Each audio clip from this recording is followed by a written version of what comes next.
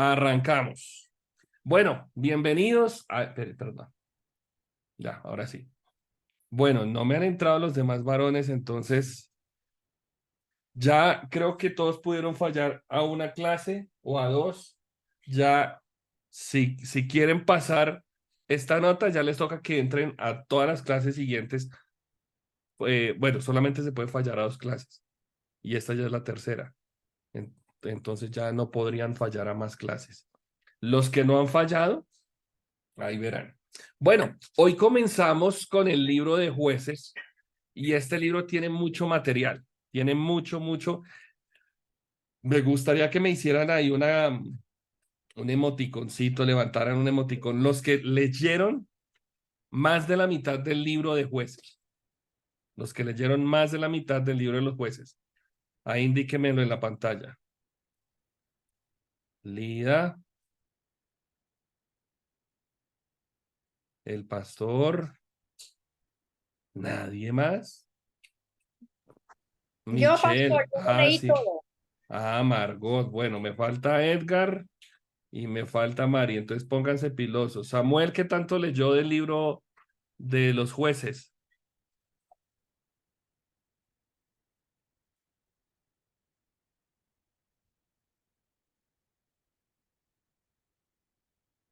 Bueno, tuvo que haber leído algo porque contestó. Entonces, bueno, vamos con el libro de los jueces. ¿Sí, Pastor, yo también leí todo. sí lo leyó todo, doña Ingrid? Sí, señor. Perfecto, súper. Bueno, ¿qué narra, qué nos muestra el libro de los jueces? Para los que leyeron, así sea una parte, tranquilos, no se estresen. La idea es que podamos ir leyendo, si solamente leyeron uno o dos capítulos, no importa. La idea es desarrollar ese hábito de lectura. ¿Qué entendieron o qué narra, qué cuenta el libro de los jueces? Lida y después Ingrid.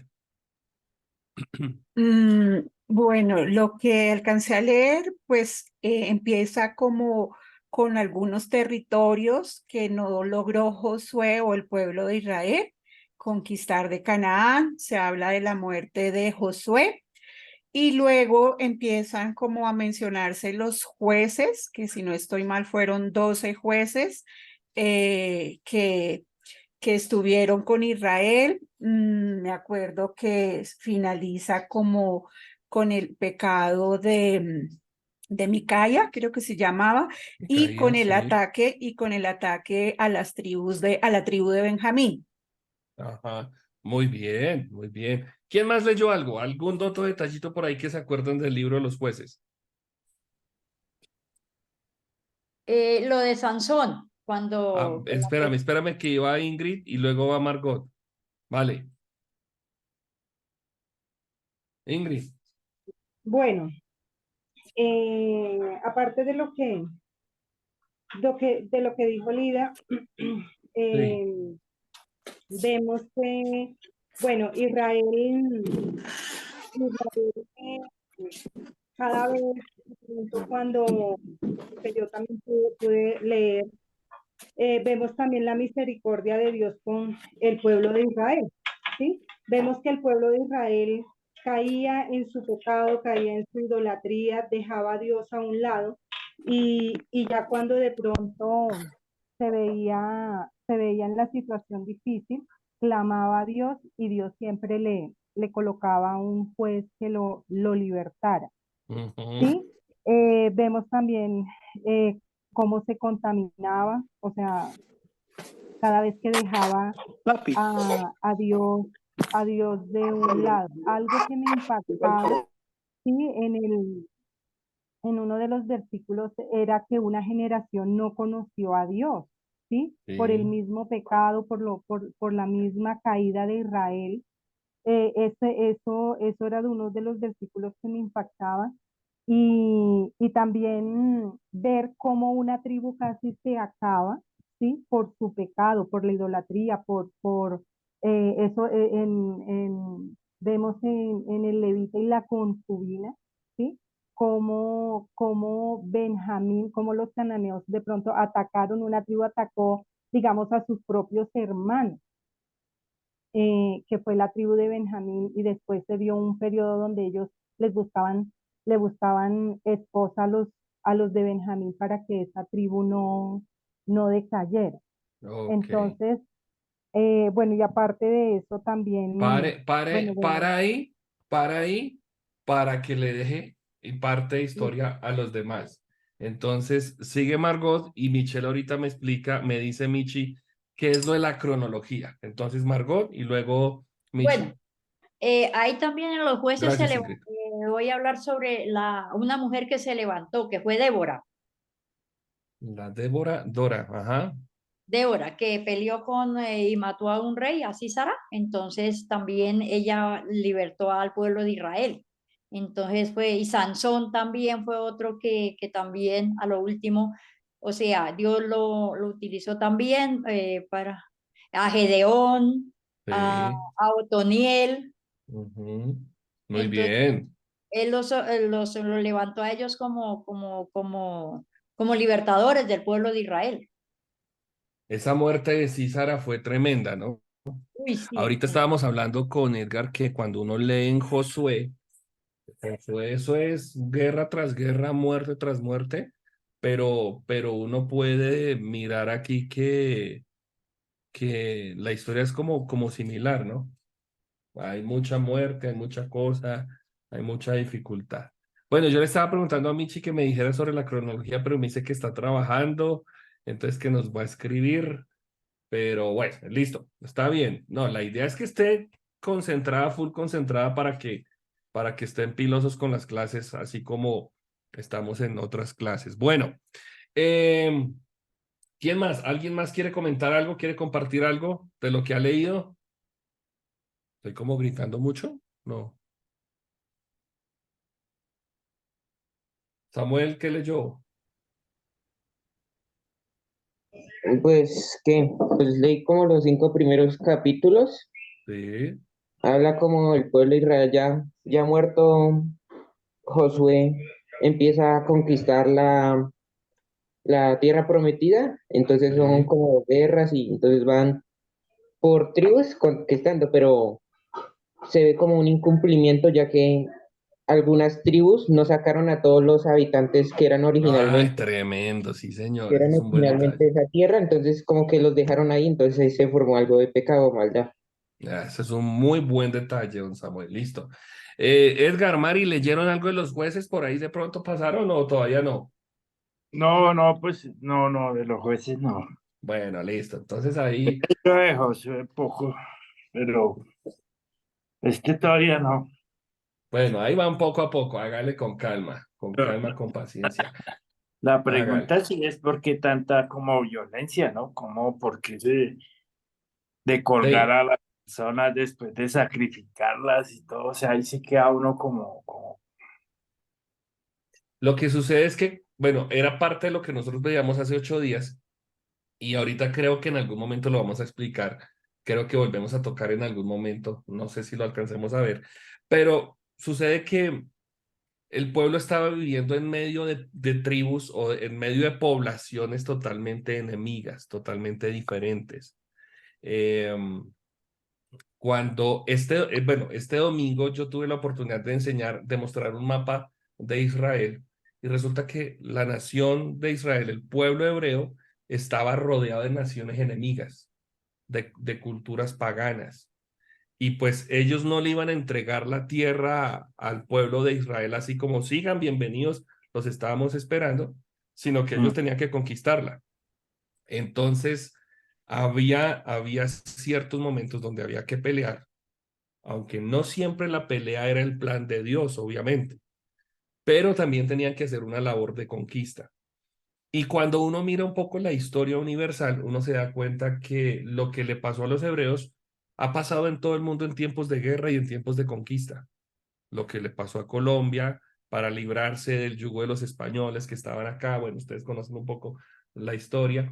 Entonces sí, ahí choca un poco como la moralidad de Dios versus la violencia del ser humano, pero de alguna manera era parte del plan para que el pueblo de Israel, para que los hebreos conquistaran su tierra prometida, su tierra tan añorada y tan deseada.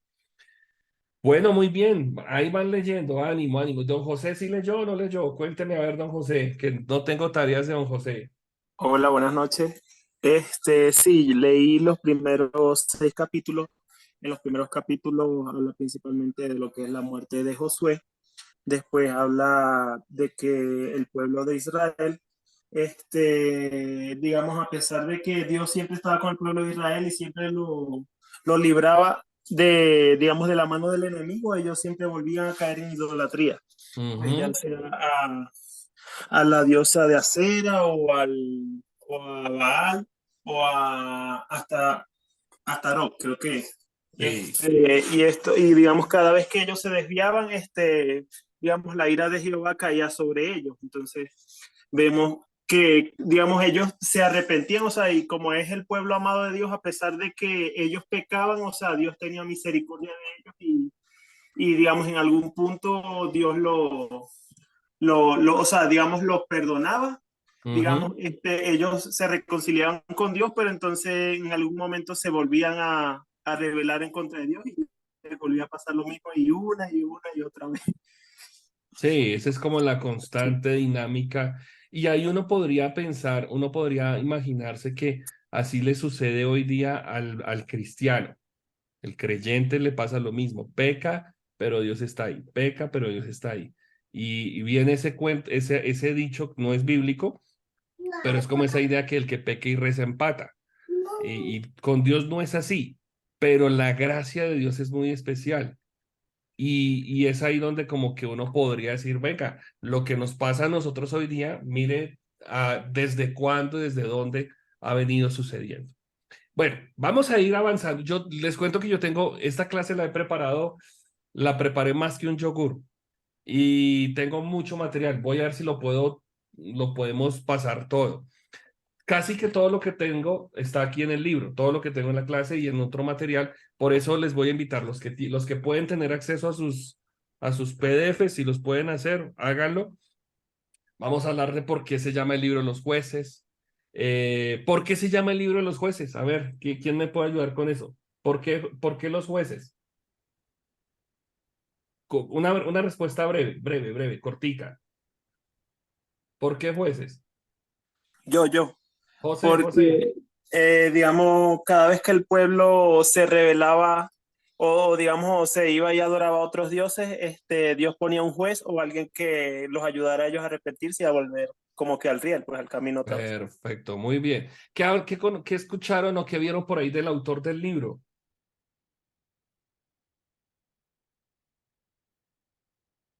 Lida.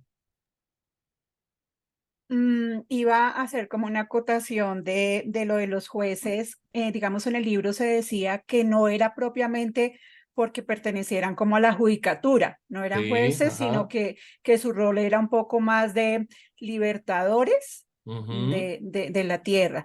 Y del autor, lo que pude como estudiar es que al parecer fue Samuel, pero hay alguna literatura que plantea como que no hay mucha Seguridad. coincidencia en fechas, Sí, ajá. pero lo único que encontré como en varias referencias es que fue Samuel. Perfecto. Bueno, aquí en este primer pantallazo ustedes están viendo más o menos lo que voy a tratar en la clase, lo que vamos a tratar de Yo, trabajar todos en esta sesión. Ese son como el panorama grande de lo que vamos a hablar. ¿Por qué jueces? Bueno, él lleva así ese nombre porque precisamente como lo estaba diciendo Lida, era un grupo de personas que su trabajo era ser caudillos, libertadores. No, no eran jueces de legislador, de tener una oficina y todo lo demás, sino, pues lo digo así como para que lo entendamos, sino que eran unos caudillos que iban a llegar en ciertos momentos para el pueblo hebreo para poderles ayudar en medio de su peregrinaje o de lo que estaban haciendo para poseer la tierra. No eran unos jueces legales, sino más bien eran unos libertadores. Lida dijo que eran 12 jueces, son 14, pero en el libro de los jueces aparecen solamente 12, porque hay dos más, Elí y Samuel, que aparecen en otro libro. Entonces, después. podríamos pensar que fueron 14. No eran jueces nacionales, sino que eran jueces locales. Estaban distribuidos en ciertos lugares. A ver si me puedo correr aquí esta pantalla para mostrarles algo. Aquí, eso, yo corro la imagen de ustedes. Entonces, este es el mapa de Israel. Así está distribuido Israel, pero así era como en esa época estaban distribuidos los 12 jueces que aparecen en el libro. Entonces, nos vamos a basar con los 12, no vamos a pensar ni en Samuel Elí, no vamos a pensar ni en Elí ni en Samuel, sino que vamos a pensar en los 12 que aparecen en el libro de los jueces. Hay 5 jueces que son los más renombrados, 5 jueces muy particulares. Ahí están Otoniel, Débora, Gedeón, Jefté y Sansón, pero en total son 12. Y está su distribución en la tierra tal como ustedes lo están viendo ahí. ¿De acuerdo? Para que lo tengamos presente. Además de eso, en Israel, mientras estaba trabajando un juez, había un momento que había guerra, había un momento que estaba en paz, habían regiones donde la guerra o el trabajo de los jueces era simultáneo, en otras ocasiones no. O sea, no todo pega en una misma fecha, y por eso es que este libro no podemos pensar que está escrito en un orden cronológico. Ahorita lo vamos a ver cuando hablemos de la fecha. La posición del juez no era hereditaria, es decir, los jueces no se sucedían en el trono, sino que apareció Sansón y se perdió Sansón. Apareció Jefté y desapareció, no le heredó a nadie. Algunos jueces fueron contemporáneos, vivieron en la misma época, otros tal vez no, y por eso es que decimos que el relato no es completamente cronológico. Eran de todos los estratos. Estaba el juez de los Rosales, como estaba el juez de Cerrezuela. Estaban de todos los rasgos sociales, pero lo que sí podemos entender es que todos los jueces, los 12 jueces que hubo o que menciona la Biblia, fueron escogidos por Dios y sobre ellos venía el Espíritu Santo. El Espíritu Santo venía y actuaba en ellos y a través de ellos. Algo muy particular de los jueces es que ellos no hicieron milagros. Usted no nota que un juez haya hecho un milagro, que haya abierto el mar, que haya hecho llover pan, como pasó con Moisés, nada. Pero sus victorias, las victorias que tenían en las batallas, acreditaban el respaldo de parte de Dios. ¿Tenían problemas de moral? Acuérdense de un juez que haya tenido un problema moral así grande. Sansón. Sansón, por ejemplo. Pero Sansón, adúltero y todo, pero fue usado por Dios. ¿Sí? Gedeón tenía, no era un problema moral, sino era un problema emocional, pero fue usado por Dios. ¿Sí? No debemos juzgarlos por sus hechos a la luz del Nuevo Testamento, porque es que el Nuevo Testamento tiene una connotación muy distinta a la de esta época en la que fue escrito el libro de los jueces, porque esta época, igual lo que estaba diciendo Edgar, esto es como una continuación del libro de Josué, y era una época oscura, y es la época más triste, la que narran estos jueces, o este libro de los jueces, es la época más triste, más dolorosa en la historia bíblica, en el contexto bíblico, y eso lo vamos a ver ahorita.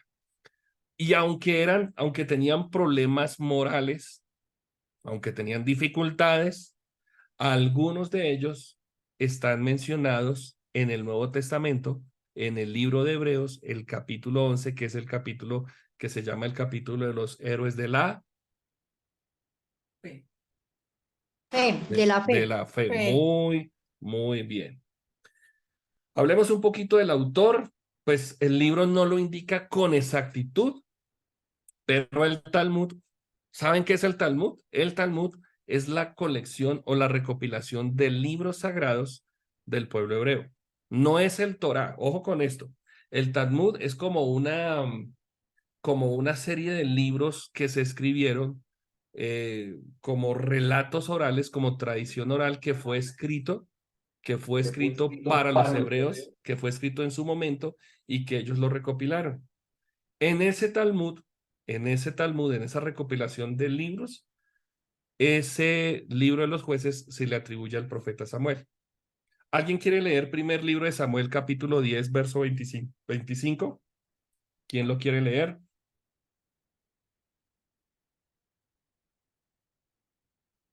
Uno así rapidito. Cuando vean Primero de Samuel, versículos en la pantalla, de pronto les voy a decir que me los ayuden a leer, otros no. A continuación, Samuel le explicó al pueblo las leyes del reino y las escribió en un libro que depositó ante el Señor. Luego mandó que todos regresaran a sus casas. Muy bien. Perdón.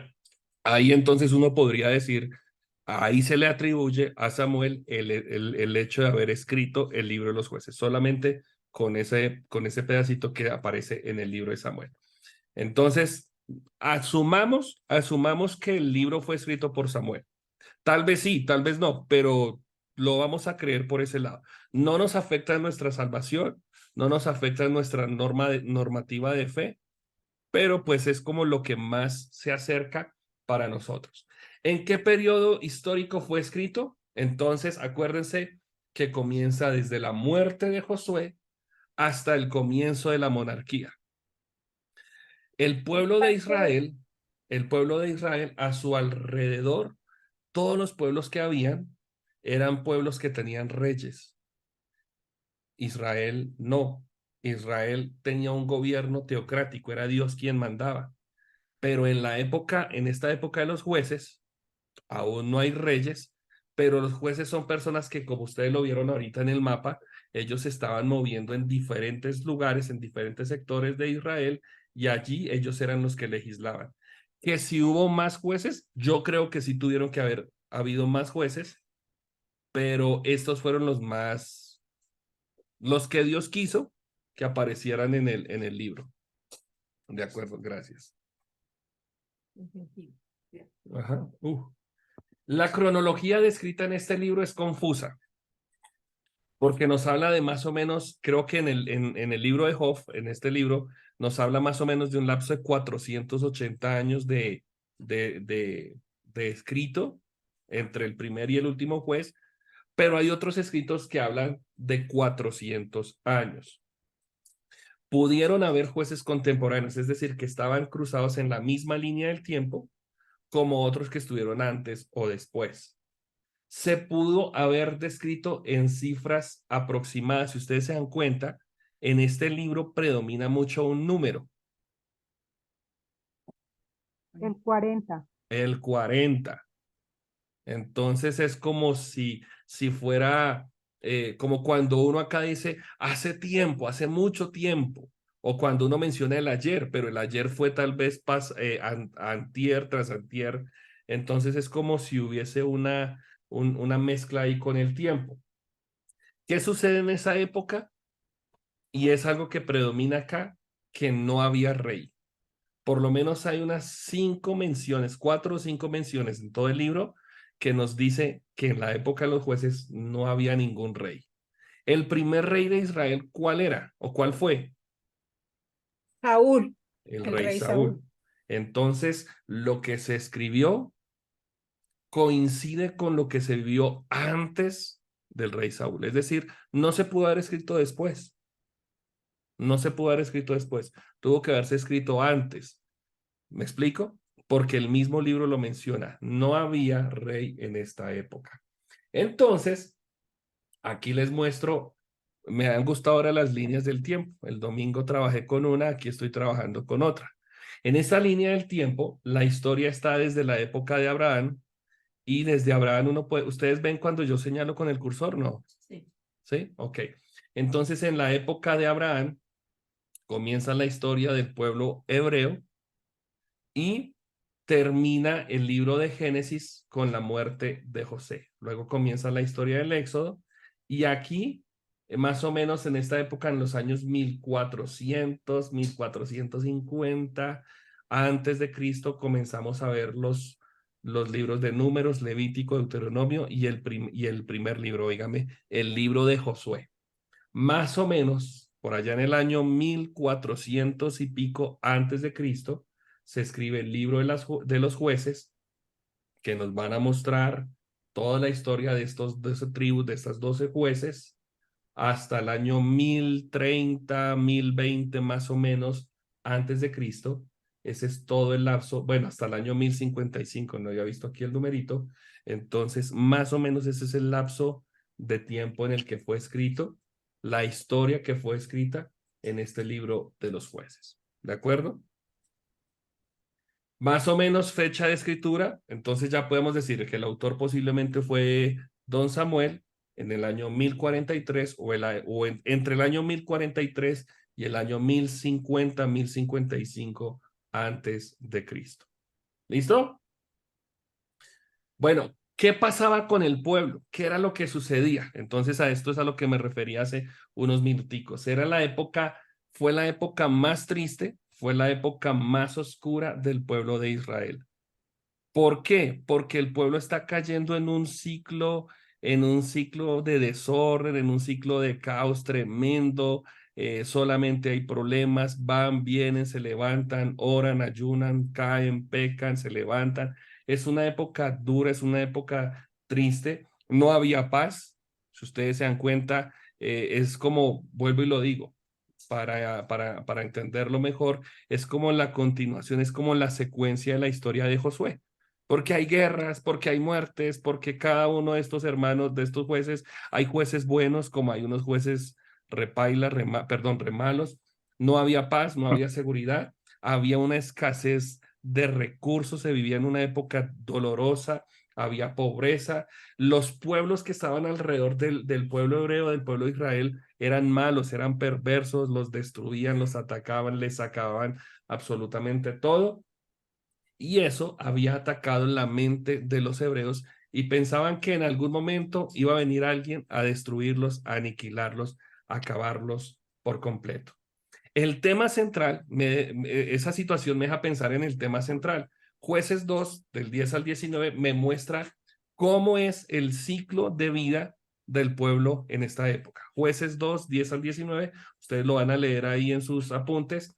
Yo lo resumo de la siguiente manera. Es una reiteración, esto es un círculo vicioso donde hay apostasía. Algunos de ustedes creo que en el reporte de lectura escribió que era la primera vez que escuchaba esa palabra apostasía, ¿cierto? ¿Qué significa la palabra apostasía? El Retirado caer. de, ay, ¿Retirar qué, doña Margot y luego Lía? o sea, es cuando una persona se retira de la fe o del Ah, evangelio. ok, vamos a hablarlo de la fe, ¿listo? Y Lía, Sí, mira, yo encontré en la definición que es como volverse atrás, recaer o un abandono del cristianismo. volver atrás, nos vamos a quedar con ese volver a caer, con ese abandonar, porque es lo que sucede acá. Mire este pequeño diagrama que hice. ¿Qué es lo que sucede? El pueblo pasa por un momento de opresión, de crisis, se levanta un juez, le habla, lo anima, lo bendice, le da fuerzas, lo ayuda, lo levanta. Yo tengo que corregir algo que acabé de decir que fue un error, perdónenme, no hubo jueces malos, todos los jueces fueron buenos. Me confundí con el tema de los reyes, perdónenme, perdónenme. Yo dije que había jueces malos y jueces buenos. Todos los jueces fueron buenos porque llevaron al pueblo a un arrepentimiento. Dios bendecía al pueblo, los llevaba a una restauración, pero el pueblo volvía y se caía, venía la apostasía, el negar la fe, el apartarse, el dejar de buscar al Señor, el dejarse contaminar por lo que sucedía alrededor y vuelve otra vez, perdóneme el dicho, vuelve la burra al trigo, vuelve otra vez y eso es un ciclo constante en todo el libro. Por eso es una reiteración de un ciclo donde hay apostasía, donde hay opresión, donde hay arrepentimiento, pero también donde hay restauración de Israel por medio de los jueces, luego de la historia de Josué y hasta la época de la monarquía. ¿De acuerdo? Entonces, obviamente, esto es una continuación, ya lo hemos dicho varias veces, y este es como el contenido, la estructura del libro. Ustedes hicieron un bosquejo, ahorita vamos a migrar el bosquejo, porque ustedes lo desarrollaron muy bien, los felicito, hicieron un buen bosquejo, los revisé, no revisé, fue a Michi, pero los que me entregaron muy juiciosos la tarea, hicieron un buen bosquejo, y así era. ¿Qué es lo que sucede? Esto que ustedes están viendo entonces habla un poquito de qué era lo que pasaba, cómo era la situación política, religiosa del pueblo en Canaán. cómo vinieron estos 12 jueces y de alguna manera levantaron, ayudaron, hicieron lo que podían hacer, trabajaron, se dejaron guiar por Dios, pero en algún momento otra vez el pueblo venía y se daba su totazo y termina toda esta historia con la migración de Dan y una guerra contra la tribu de Benjamín. Aquí está el bosquejo. Este bosquejo resume el que ustedes hicieron y creo que estamos muy bien, creo que todos le apuntaron los que hicieron el bosquejo. Obviamente ya los que no hicieron la tarea, pues si quieren copien, peguen, pero ya no les va a valer lo mismo. Pero este es el bosquejo que podríamos más o menos todos asimilar. ¿Qué es un bosquejo? Es un compendio del libro. ¿Cómo se divide el libro? Y aquí lo dividimos en 3 partes. La primera parte tiene que ver con la situación del pueblo en Canaán. ¿Canaán qué era? La tierra prometida. Canaán era la estación final, la parada donde iba a permanecer el pueblo de Israel. Entonces, la primera parte del capítulo 1 y la segunda parte del capítulo 2 tiene que ver con la conquista incompleta sobre los cananeos y luego la declinación y el juicio de Israel.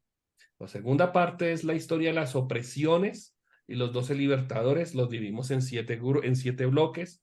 Entonces, Otoniel, que es el primer juez, contra Mesopotamia, Ahod y Samgar, contra los moabitas, Débora, la mujer que estaban mencionando hace un momento, contra los cananeos, Gedeón, contra los madianitas, Tola, ¿qué era? ¿Era una mujer o era un hombre?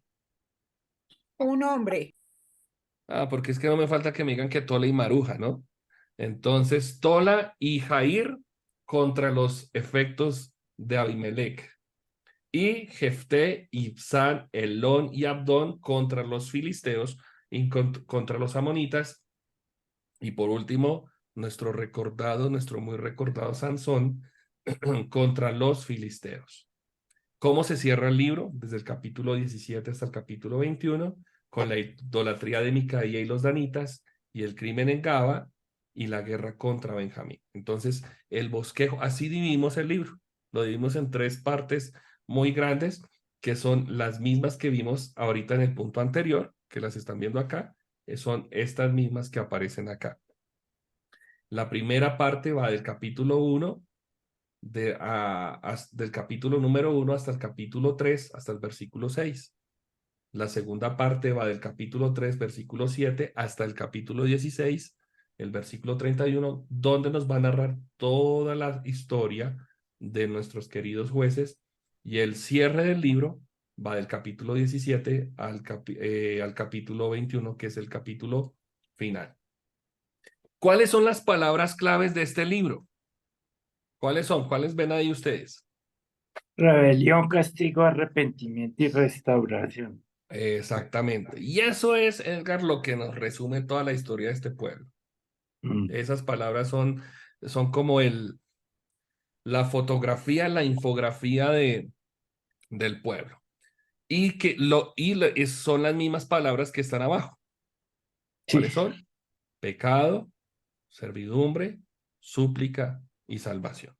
Entonces esas palabras, tal vez no todas están en el libro, pero son las que pudiéramos resumir, son las que tienen como el meollo más importante del libro. Hay un problema en el libro. ¿Cuál es el problema?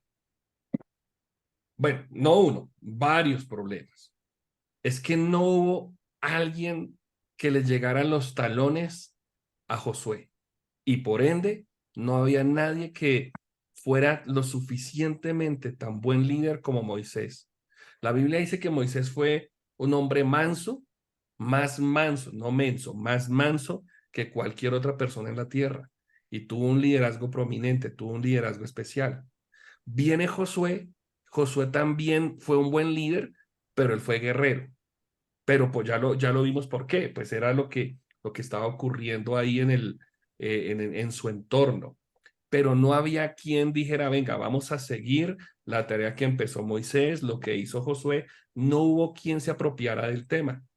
Ahí viene el tercer problema, el segundo problema era que cada uno hacía lo que se le antojaba. Ya saben cuál es nuestro término coloquial para esto. Pero no había alguien que uniera todas las tribus de Israel, no había nadie que dijera, venga, a ver, ¿cómo nos vamos a organizar? No, todo mundo hacía lo que bien le parecía y entonces eso trae la apostasía y eso trae la desobediencia. O más bien, trae la desobediencia y por consecuencia la apostasía. Y además, que se comienza a contaminar el pueblo con mujeres que nada que ver. Acuérdense que, eh, acuérdense que el pueblo de Israel o la cultura hebrea es una cultura muy machista. Es una cultura en la que predomina el sexo masculino y en la que la orden era que el hombre tenía que conservarse puro y cuidado se ensuciaba con otra mujer.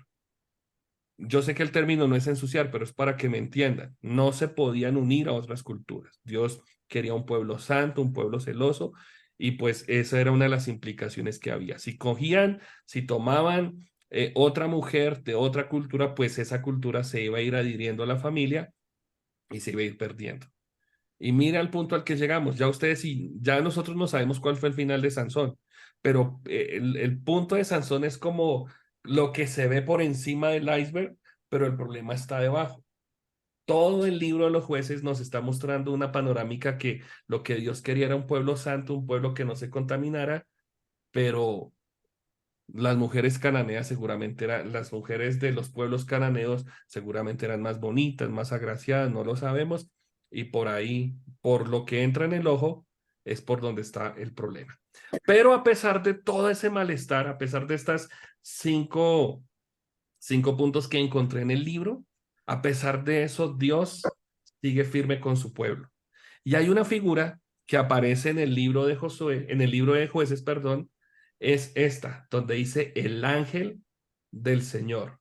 El ángel del Señor, ese término aparece por lo menos 20 veces en todo el libro. Ahora, el ángel del Señor tiene que ver con una figura que leímos por allá en Josué. A ver quién se acuerda, de eso hablamos hace 8 días.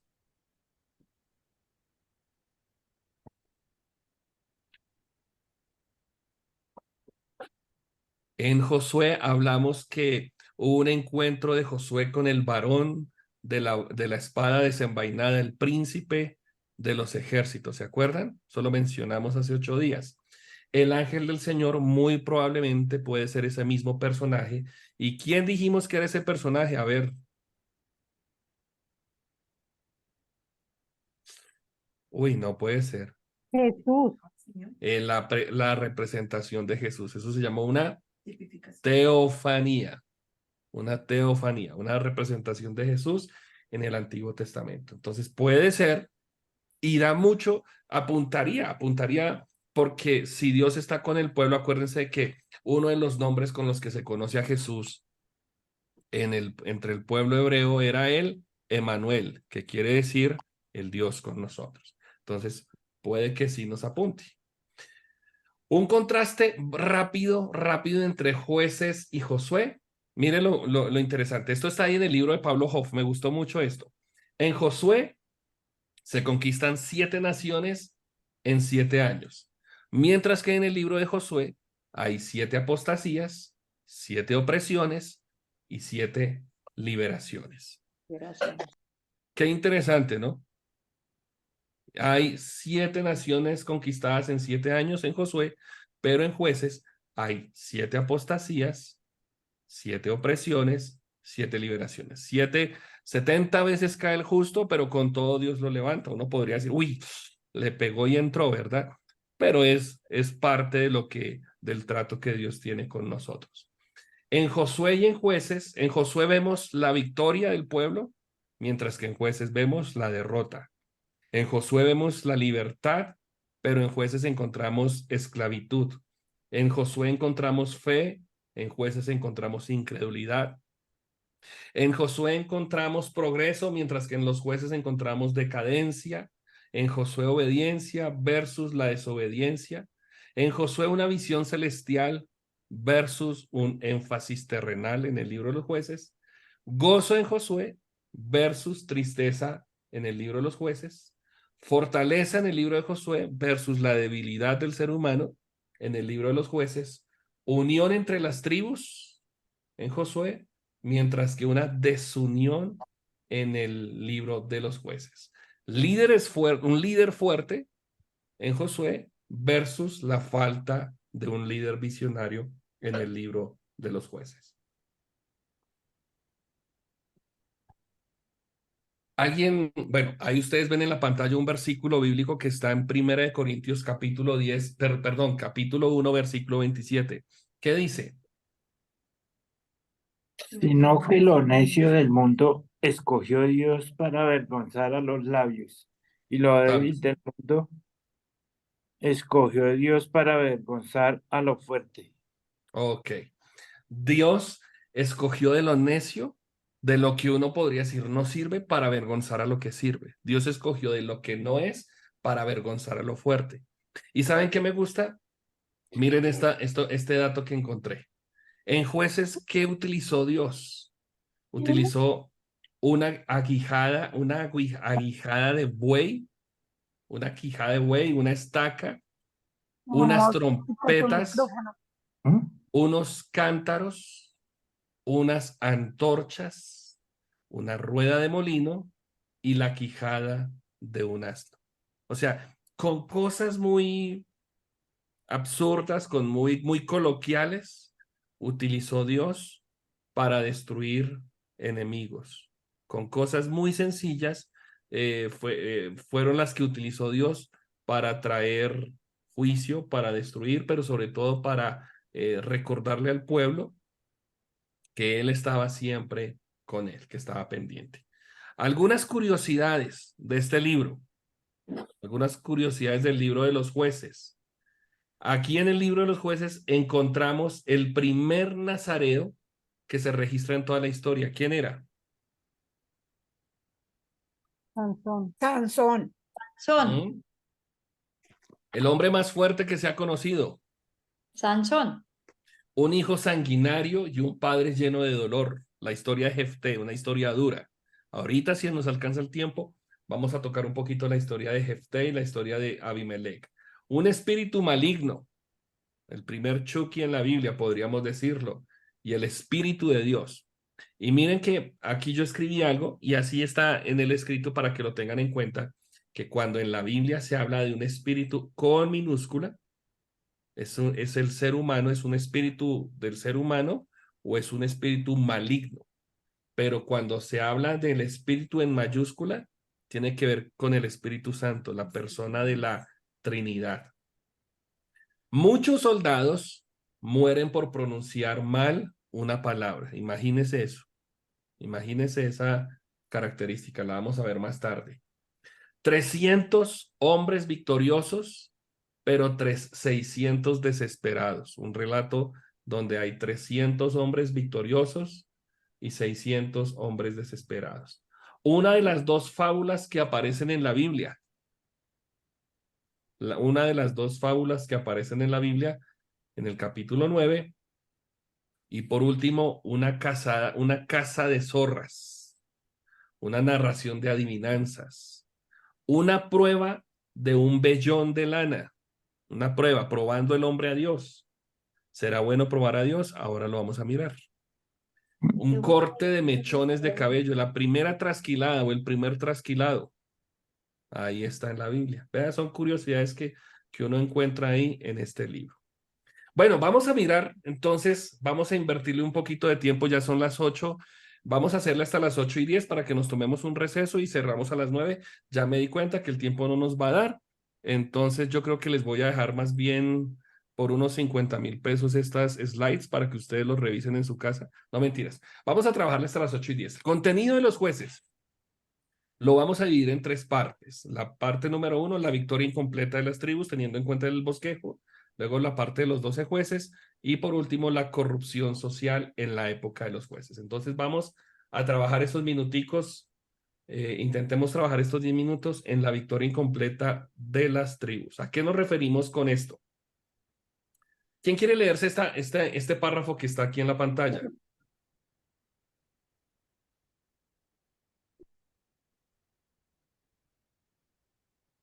El pueblo en general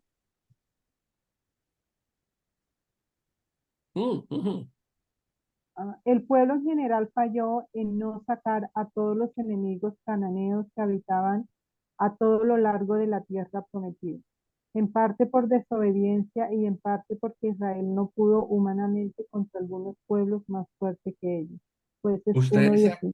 ustedes se acuerdan que la orden era saquen a todos los a todos los cananitas, era saquen a todo el pueblo, no puede quedar ni uña ni pezuña, no puede quedar nadie. Pero número uno, acuérdense que el pueblo hebreo hasta ahora estaba empezando a hacer guerra. Y si hasta ahora estaba empezando y mataba a tanta gente, imagínenselo si fuera un pueblo experto, ¿no? Pero mire que primero el temor a sentirse inferior, el temor a ver que era un ejército mucho más preparado, mucho más fuerte. Y eso me lleva a pensar que también el pueblo hebreo desconfió mucho de Dios. Confiaba, pero desconfiaba. Esa ambivalencia, esa bipolaridad del ser humano. Y eso fue lo que llevó al pueblo a, a entrar y poseer la tierra, pero también entrar y pelear. Entrar y pelear. Señora Brigitte. Pues yo creo que esto lo podemos aplicar a nuestra vida diaria, ¿sí? Si lo llevamos a nuestra vida diaria, cuando ahí dice que el pueblo en general falló y no sacar a todos los enemigos, es cuando nosotros, que como hijos de Dios, queremos entregarle nuestra vida al Señor, pero a medias. Exactamente. Entonces, voy a la iglesia, hago esto, pero con esto, Señor, no, esto es mío y no te lo voy a entregar. Entonces, aquí a través de esta lectura podemos entender y el Señor también nos habla, porque es cuando de no solamente adquirir el conocimiento de la palabra, sino cómo lo voy a aplicar a mi vida. Y es entender que Dios nos pide todo o nada. Él no quiere nada a medias. Él quiere que nosotros le rindamos nuestra vida por completo y que podamos vencer absolutamente todo, que dejemos a un lado la desobediencia y que también entendamos que Él es poderoso y Él nos va a ayudar a vencer cualquier tentación o situación que nosotros creamos que es imposible para nosotros.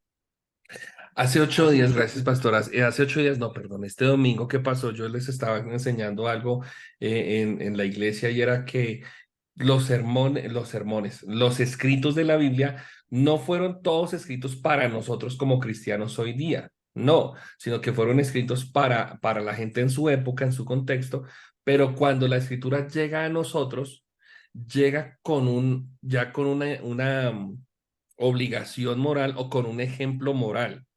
Y lo que sucedió al pueblo, pues le sucedió a ellos por tercos, por porfiados, porque Dios tenía un propósito con eso, pero también nos deja una enseñanza espiritual a nosotros, y es lo que nos acaba de decir la pastora. Entonces uno puede darse cuenta que miércoles, ¿eso qué tiene que ver con nosotros? Pues tiene que ver y no tiene que ver. Es una enseñanza, sí, claro, es una enseñanza para nosotros porque nos dice, venga, si Dios te dice que tienes que quitar algo en tu vida, sácalo. Si no lo sacas, bueno, listo, no hay problema, pero aténgase a las consecuencias. ¿Por qué razón Dios permitió que esos enemigos se quedaran en Canaán? Por 3 razones que están ahí escritas en la palabra. Número uno, para dejarle un castigo al pueblo por ser desobediente. Para dejarle un castigo al pueblo por ser un pueblo apóstata, que quedó el mal ahí y comienza a tocar el mal. Comienza a probar el mal. Número uno. Número dos, para asimismo probar la fidelidad del pueblo. El pueblo podía permanecer fiel. El pueblo, el pueblo podía decidir, él podía escoger el pueblo si hacía o no hacía el bien.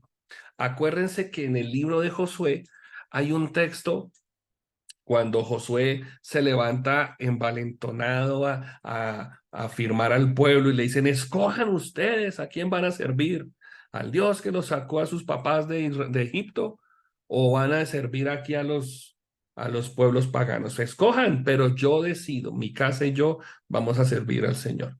Entonces, era también para probar esa fidelidad del pueblo. Y número tres, porque sencillamente el hecho de quedarse ahí con enemigos pues prácticamente los tenía que llevar a prepararse para la guerra. porque no, ya una vez había pasado de tumbar unas murallas, una ciudad a punta de gritos, ya fue una sola vez. Ahora aquí toca es manos, como dijo alguien, manos a la masa, que ya tocaba trabajar. Entonces, ese es el problema. ¿Listo? Sigo acá. La victoria incompleta de las tribus. Espérenme, quito aquí esta imagen que tengo aquí al lado mío, que estoy viendo el chat porque me están escribiendo aquí por el chat Michi, que está opinando. Dios pudo eliminar previamente a todos los pueblos de Canaán antes de entregarlo a Israel. Pero ¿qué fue lo que hizo? Quiso que aprendieran una lección que Israel no aprendió. La degeneración tiene un castigo. El pueblo, sí, puede sonar un poco fuerte el término, pero el pueblo espiritualmente se degeneró, se dejó contagiar de muchas cosas. Y eso pues obviamente iba a traer la destrucción. Los problemas para el pueblo empezaron con el pacto que Israel hace con los de Gabaón. Acuérdense que eso lo leímos allá en el libro de Josué. Si lo quieren mirar, hizo un pacto Josué con Gabaón. ¿Cuál fue ese pacto? Josué capítulo 9, versículo 3. No nos iba a tocar ni hacer daño. No los iba a tocar, no los iba a molestar, tranquilos, háganse por ahí, que yo los dejo ahí quieticos, les aseguro que no voy a hacer nada. Y ese fue el error de nuestro querido hermano Josué. Ahí la embarró y por ahí, por una pequeña locura, se puede hacer un daño tremendo. Acuérdense que la Biblia dice que un poquito de levadura se tira toda la masa. Permítame, pastora, ya le doy la palabra. Señora.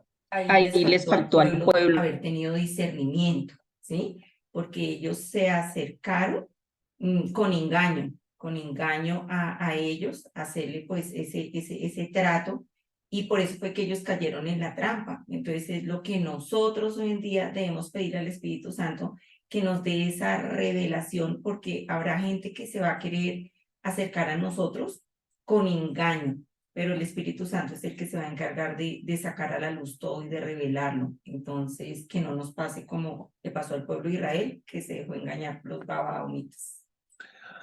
Bueno, hagamos aquí una pequeña pausa en el camino para que se tomen una agüita, para que descansen y nos vemos. Son las 8:13, nos vemos a las 8:23 y ya regresamos. Cuando suene la chicharra.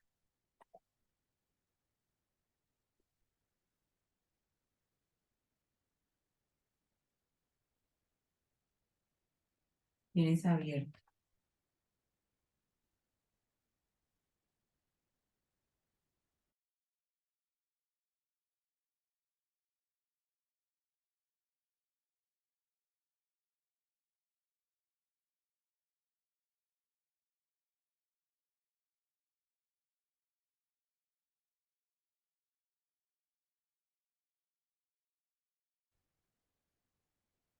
Bueno, entonces sigo a ver si puedo salir del capítulo número 1, que no hemos salido todavía de la primera parte. Entonces vamos aquí.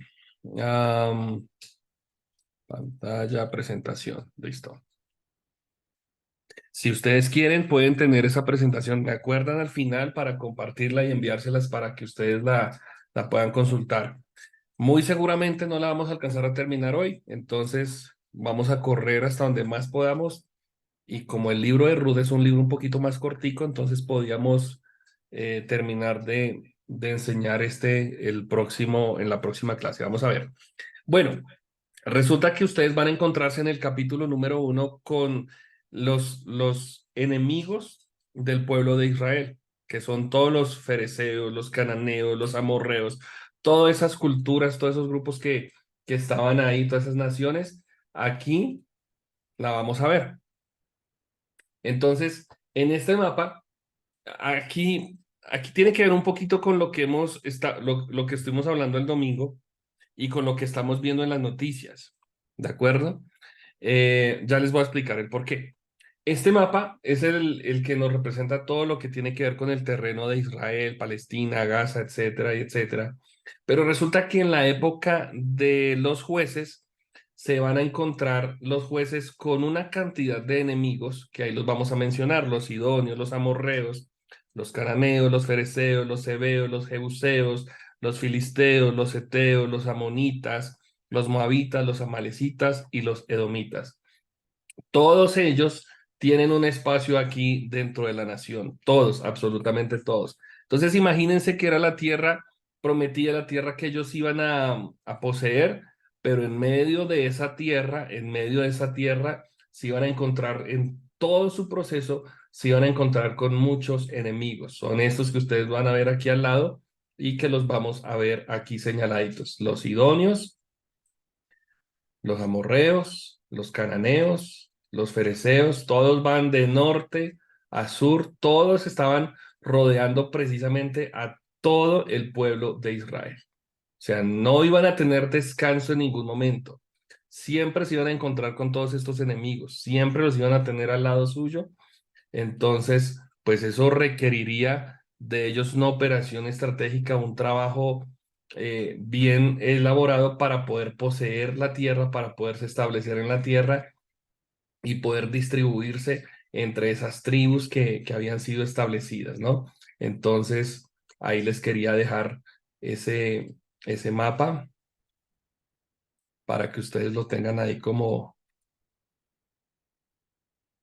un precedente. ¿Listo? Entonces, Jerusalén es conquistada, pero es conquistada solamente por un espacio pequeño de tiempo. Hebrón es conquistado también, y Otoniel, que fue el primer juez que tuvo el pueblo, conquista la ciudad de Kiriat Sefer y obtiene como regalo a la hija de Caleb. ¿Se acuerdan quién era Caleb? Caleb era el otro espía bueno, el compañero de Josué. Y los descendientes de Jetro, el suegro de Moisés, estaban habitando en Judá.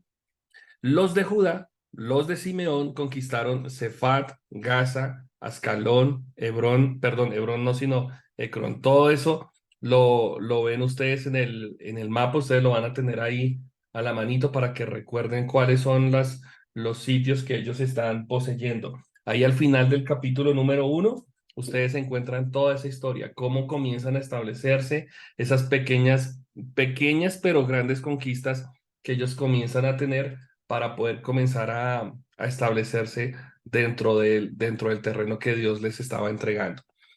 Los de Judá conquistaron todos los terrenos montañosos. Hebrón fue entregado a Caleb, como Dios le había dicho a Moisés. Los de Benjamín no pudieron con los jebuseos, que se quedaron en Jerusalén hasta que llegó el rey David. Entonces imagínense, siempre el pueblo estuvo dominado, estuvo encerrado, estuvo rodeado por naciones paganas. Y los de José conquistaron Betel con la ayuda de un eteo. En el territorio no ocupado entonces están las tribus de Manasés, las tribus de Efraín, Zabulón, Aser, Neftalí. ¿Esos nombres de qué son? ¿Se acuerdan? Me interesa que recuerden esos nombres. De ¿De las dónde 12 son? tribus. De las 12 tribus de Israel. Perfecto. Manasés y Efraín dejaron ciudades como ciudades tributarias, ciudades de impuesto. Aser y Neftalí convivieron con los cananeos porque no los pudieron expulsar. Y la tribu de Dan no pudo tomar posesión de las llanuras porque habitaban en las colinas, que fueron de las que ellos también salieron expulsados. Las llanuras fueron imposibles de conquistar. Es muy curioso porque sería un terreno llano, un terreno fácil donde podrían conquistar, pero no lo pudieron hacer. ¿Por qué? Porque no tenían carros. El problema era que Israel necesitaba perseverar, persistir buscando a Dios. No era la tecnología, no eran los carros, no era el avance, sino era buscar siempre a Dios. No es que la tecnología sea mala, no es que los recursos humanos sean malos, es que primero, antes que nada, aquí la lección objetiva está en que primero nosotros necesitamos confiar en Dios. Toda lucha, todo enfrentamiento, toda circunstancia que nosotros vivimos, podemos hacer uso de nuestro conocimiento, de nuestra sabiduría, de nuestra inteligencia, de nuestros recursos, pero si Dios no está en el asunto, no vamos a obtener absolutamente nada. Esa es la lección objetiva que sacamos acá. Dios no siempre da las victorias de manera inmediata. Todos son procesos y es lo que hemos venido viendo aquí en este punto. Y el cansancio de la guerra les hizo hacer alianzas con tribus extranjeras o con tribus paganas. Y eso era lo que a Dios no le agradaba. Y ahí fue el conflicto que siempre ha tenido Israel. Señora Ingrid. Es que este punto que dice el pastor ahí, que el impedimento era no tener carros, ahí cuando en la guerra de, bueno, de Gedeón, pues Sí, me hace recordar de que él le dijo que escogiera solamente a esos, porque él tenía muchos hombres.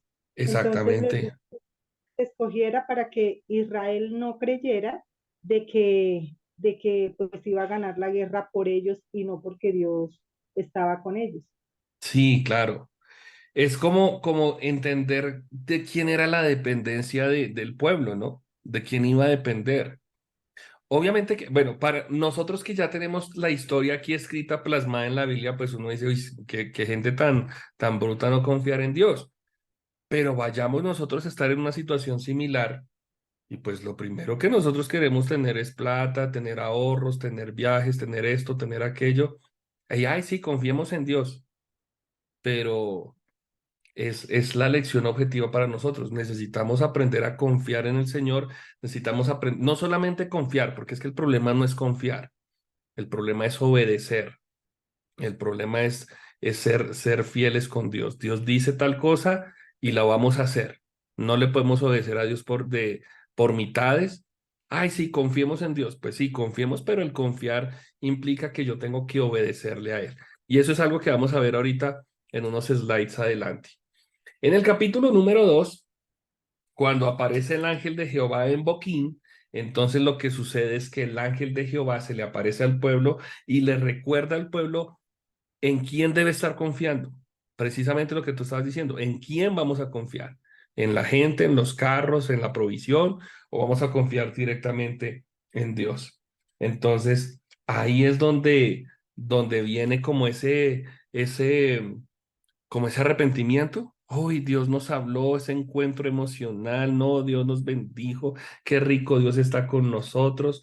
Pero si ustedes la embarran, les dice el ángel de Jehová, les va a acordar perdónenme que yo lo hable así, pero es para que me entiendan lo que les va a correr pierna arriba si no obedecen al Señor, las consecuencias del romper el pacto con Dios. Pero el pueblo llora, le hace ofrendas al Señor, le hace culto, lo adora, pero volvió y la embarró. Se acabó el culto, se acabó la ceremonia, se acabó la ofrenda y siguieron viviendo como ellos querían y ahí fue donde viene el problema. ¿Qué nos recuerda eso a nosotros? Pues que al igual que el pueblo de Israel, nosotros hoy día tenemos un pacto con Dios. Él está con nosotros, su palabra está con nosotros, pero Él nos dice, anden delante de mí, sean santos como yo soy santo. Vivan no como el mundo les enseña a vivir, sino vivan como ustedes tienen que vivir. Entonces nosotros estamos hoy también en una lucha espiritual. Israel tuvo luchas sangrientas, sanguinarias, tremendas y todo. Nuestra lucha no es con palos, ni con machete, ni con bazucas, es una lucha espiritual en la que nosotros necesitamos no hacerle tregua al pecado, no hacerle cama al pecado, sino más bien avanzar en el Señor. El reino de Dios sufre violencia, dice la palabra, y solamente los que son valientes lo van a arrebatar. ¿Y cuál es nuestra violencia? Ser obedientes, no obedientes a un sistema, sino obedientes a Dios mismo. Y aquí hay algo que me agrada mucho y era lo que yo subrayaba en esta frase final. Le debemos al Señor obediencia y perseverancia. Obediencia y perseverancia. Es muy bonito cuando uno dice confiemos en Dios. Sí, es chévere confiar en Él, porque pues y ahí nos acordamos del Salmo 91, nos acordamos del Salmo 23, nos acordamos de tantos versículos bonitos, pero acuérdense que Dios dijo, o más bien, un profeta le dijo al rey Saúl, ¿se complace Dios en sacrificios? Dios lo que quiere es un corazón obediente. Obediencia, obediencia. Y el problema, acuérdense que aquí el problema partió cuando Josué obedeció a Dios por partes, por fracciones. ¿De acuerdo? Entonces, ¿le obedecemos o no le obedecemos? ¿Qué sucede en el capítulo 2? Ya entonces, ya entramos aquí rápidamente al capítulo 2, en el versículo 6 en adelante. Muere Josué y resulta que Josué no dejó a nadie preparado. No dejó un segundo, no delegó a nadie, no tenía un Timoteo. Pablo tuvo un Timoteo, Pablo tuvo gente a su lado. Moisés tuvo a Josué, pero Josué, bien gracias, no dejó a nadie delegado. Y ojo, porque esto también nos enseña a nosotros como pastores. Nosotros tenemos que delegar funciones. Ustedes como líderes de ministerio tienen que delegar funciones.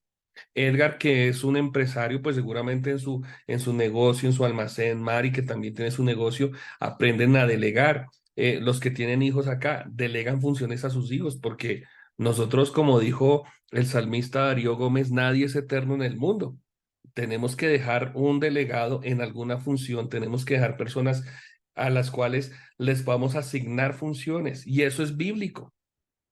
El problema está aquí en que se levanta después de José una generación, mire lo que dice en el slide, una generación que ya no conocía al Dios de Josué.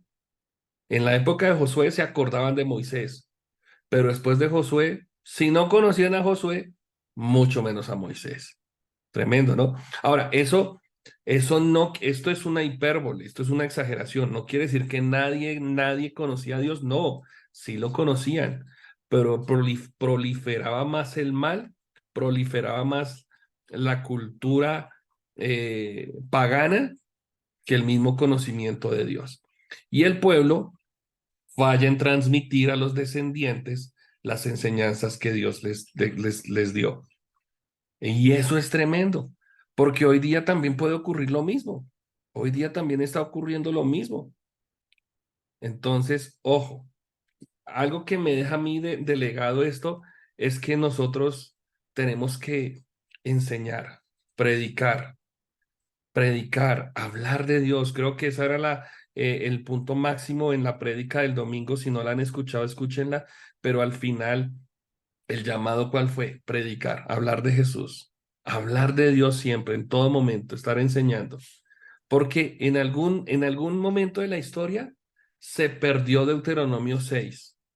En algún momento de la historia se perdió eso. ¿Se acuerdan qué dice Deuteronomio 6?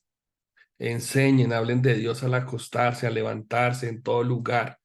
Como no se enseñó a Dios, como no se habló de Dios a la generación, entonces, ¿qué pasó con el pueblo?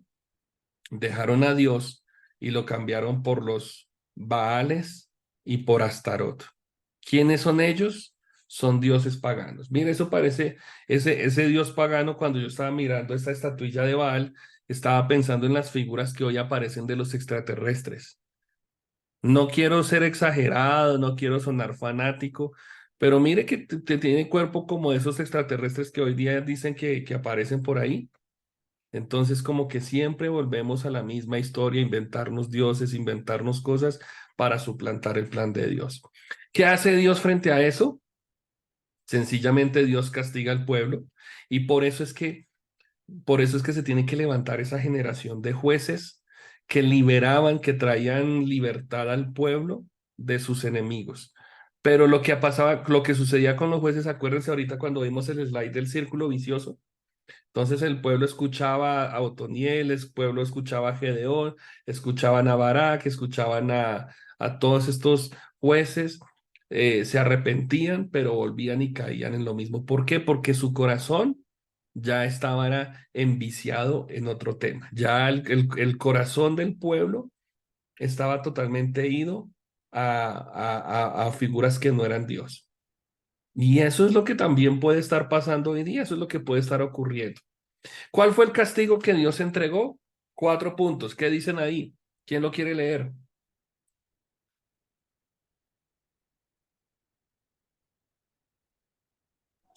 Dice, El castigo, entregados en manos de ladrones que los despojaron.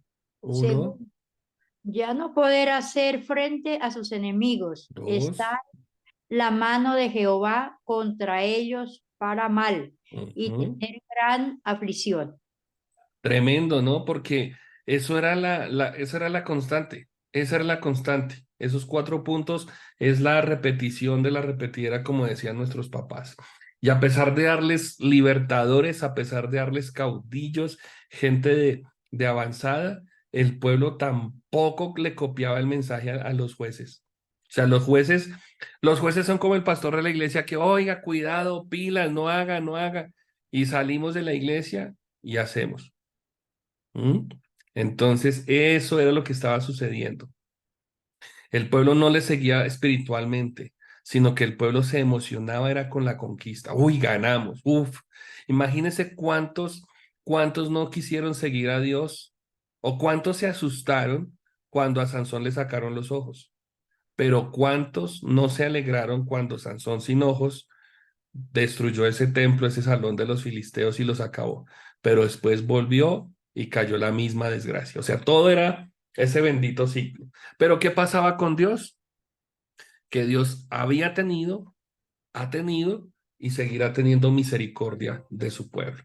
Entonces, ya vimos que Dios los dejó con una cantidad de pueblos, de naciones enemigas. Mírenlas ahí otra vez, esas son las naciones que estaban ahí alrededor de ellos. Entonces, eso era como la constante, ¿no? Esa era la constante circunstancia de todos los enemigos ahí, los filisteos, los cananeos, etcétera, y etcétera, todos los feos como dicen algunos predicadores. ¿Y para qué? Para probar la fidelidad de Israel, pero también acuérdense para que Israel se preparara para la guerra. O sea, era como diciéndoles Dios, bueno, sean fieles conmigo, pero si no son fieles, prepárense para batallar. O sea, si no van a ganar con mi ayuda, van a tener que derramar sangre. Pero, pero Dios les estaba garantizando como esa prueba. Y en medio de la prueba, Dios les iba a garantizar también la victoria. Podría uno pensar al leer esto que Dios no nos quita a nosotros las pruebas. Dios, no me mandes las pruebas. No, Dios manda pruebas, pero es para medirnos el aceite, para calibrarnos cómo estamos nosotros hoy día. Israel cayó, ojo, este es el punto. Aquí era donde iba a ser el descanso, pero ya no, ya lo hicimos. Israel cayó, escuché esto, Israel cayó en manos de matrimonios mixtos. Es decir, ya los hombres comenzaron a ver que las chicas cananeas que estaban al otro lado del río estaban muy bonitas, muy simpáticas, muy agradables, entonces comenzaron a formar familia, comenzaron a establecer matrimonios y al formar matrimonios, entonces, ¿qué pasó? Las mujeres comenzaron a traer la idolatría de sus pueblos a las casas de los hombres hebreos. ¿Y qué fue lo que sucedió? Que ahí comenzó a proliferar la idolatría. Cuando ustedes leen la historia de Sansón, ahí es cuando uno se da cuenta, oiga, cómo de alguna manera Sansón cede ante el encanto de doña Dalila, pero Dalila ya le había dañado el corazón con sus dioses y con sus historias. La Biblia, la Biblia nos enseña, la Biblia nos enseña en el Nuevo Testamento el peligro de sostener alianzas o relaciones con los incrédulos. Ojo a esto. La Biblia dice en Corintios que no nos unamos en yugo desigual. Y uno podría decir, el yugo desigual es cuando hacemos un negocio con una persona impía o cuando tenemos un matrimonio, una relación íntima con una persona que no conoce a Dios. Desde ambos aspectos es malo, pero nosotros hoy día no podemos decir, nosotros hoy día no podemos decir, no tengamos relaciones amistosas con los impíos, con personas que no conocen a Dios. Necesitamos tenerlas. Hoy día tenemos relaciones con personas no creyentes, el portero que te abre la puerta de tu conjunto, la persona que trabaja contigo. Ahí necesitamos establecer relaciones, pero aquí a lo que se refiere es a dar de nuestra intimidad, a dar esas cosas especiales que nosotros tenemos, compartirlas con personas no creyentes. Eso es un problema, eso es un problema. Y eso fue lo que sucedió en el pueblo. ¿Qué iba a decir Ingrid? Paz, bueno, más que una pregunta, digamos que fue en la clase anterior, bueno, no me acuerdo en qué clase fue, Lida leyó un pedacito que decía que, creo que fue del libro, que decía que que Dios no quería que el pueblo de Israel se contaminara porque Ujú. pues porque él quería bueno, un Pueblo remanente, santo. digámoslo así, un pueblo santo, sí. Pero si nosotros, digamos, vemos aquí en Jueces, pues yo pregunto, ¿no? Porque pues la Biblia, pues aquí lo leemos así como rapidito y pues y no a profundidad. Pero digamos, si el pueblo no, digamos, hubiese cumplido lo que Dios le mandó, que era que destruyera a todo el Eteo, al Amorreo, a Ujú. todos, y hubiese quedado, si de pronto o sea, las tribus hubiesen obedecido, la historia Hubiera fuera sido otra. distinta. Bueno, y yo pienso que pues ahorita de pronto en Israel no hubiese tanta guerra. Es que mira, por eso era que ya lo podemos mirar como un poquito más profundidad, Ingrid, gracias por ese aporte, porque si Josué no hubiera hecho esa alianza con Gabaón, los hubiera destruido y se hubiera quitado ese Cirilí encima, ¿de acuerdo? Eso era. Si, si Abraham no le hubiera hecho caso a Sarai de acostarse con Agar, no hubiera tenido Ismael y no habría más problema. Sencillo. Se trata de obedecer, volvamos a la misma palabra. Ahora, el domingo yo enseñaba y decía algo, es que el trato de Dios con Israel es un trato totalmente diferente al trato con los gentiles, con nosotros como iglesia. Una cosa es la historia con Israel y otra cosa es la historia con la iglesia. Aquí yo no voy a hablar de la iglesia, pero sí es para que miremos que el trato con Israel sencillamente era obedezcan, sencillo, pare de contar. Ahora, para nosotros es muy fácil decir, no, solamente es obedecer. Es muy fácil, pero mire que también tenía una serie de implicaciones. Obedecer era no mirar las mujeres, no mirar el ganado, eh, total, 100% conectados con Dios. Entonces, es ahí donde, hombre, era no hacer alianzas con nadie y era sencillamente hacer la voluntad de Dios. Y si ustedes miran en la Torá, en el en la Torá, en los mandamientos de la ley, Éxodo capítulo 20, todos los mandamientos eran enfocados en amar a Dios y ser obediente. Pare de contar. Y No también la todos, ambición, ¿cómo? perdón, perdón que te interrumpa, y también de pronto la ambición por poseer las tierras, ¿sí? Porque aquí en Exactamente. Jueces creo que era, La bueno, no sé, confianza en el dinero, la confianza en la tierra, en la posesión, ese era el meollo. ¿Listo? Bueno, estamos Ingrid y yo en clase. Los demás, yo aquí estoy pendiente con mi apuntámetro mirando participación. Bueno, vaya, ahora sí. Señora Lida.